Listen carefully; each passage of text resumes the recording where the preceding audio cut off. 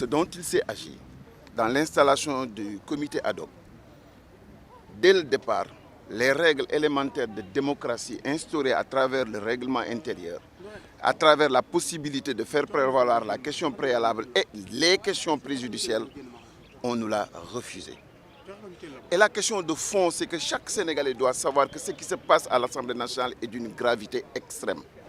Comment voulons-nous, comment veulent-ils enlever l'immunité parlementaire d'un député et qui plus est l'une des plus grandes personnalités de ce pays, qui porte sur lui l'aspiration, le sentiment positif de milliers, voire des centaines de milliers de Sénégalais.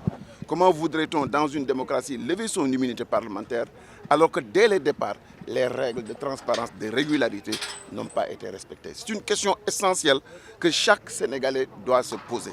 Si on veut vraiment la manifestation de la vérité, si on veut vraiment que les droits d'Ousmane Sonko soient respectés, est-il possible de procéder de la sorte?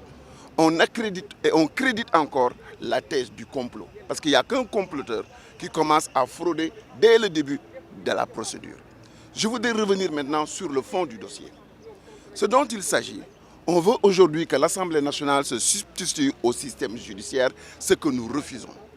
Le législateur a séparé le pouvoir judiciaire du pouvoir exécutif et du législatif.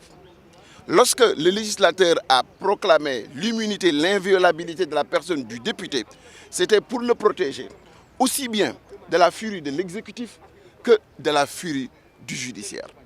Et dans de telles dispositions, la réquisition du procureur de la République à l'endroit du juge d'instruction est très claire. Ce qui est visé là-bas, c'est un X qu'il faut aller chercher, alors que nous savons que Ndeye Khady Diagne est poursuivi, entre autres, pour proxénétisme, etc. On nous dit qu'il faut séparer les pouvoirs. Pourquoi eux ne veulent-ils pas faire leur boulot?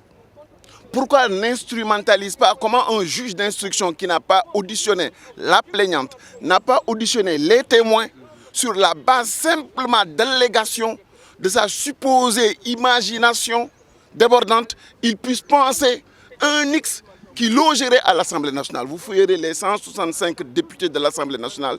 Il n'y a pas une femme ou un homme qui porte le nom ou le prénom de X. Il faut qu'on soit sérieux. La justice, c'est les procédures. La procédure fait le droit. La procédure donne aux citoyens la possibilité de faire valoir ses droits. Parce qu'il s'agit, si on les laisse passer, après avoir levé l'immunité parlementaire de Ousmane Sonko, d'attenter à ses libertés, d'attenter à l'espoir qu'il suscite pour certains de nos Sénégalais qui sont nombreux. Et cela n'est pas acceptable. Dans le jeu démocratique, il faut accepter, exister et laisser les autres exister. Il faut accepter, respirer et laisser les autres respirer. Ce dont il s'agit encore aujourd'hui, c'est comme on l'avait fait pour Khalifa Ababacar Sall, en niant le fait qu'il n'a pas été assisté par un avocat lors de son audition à la police, en niant de manière flagrante son immunité parlementaire.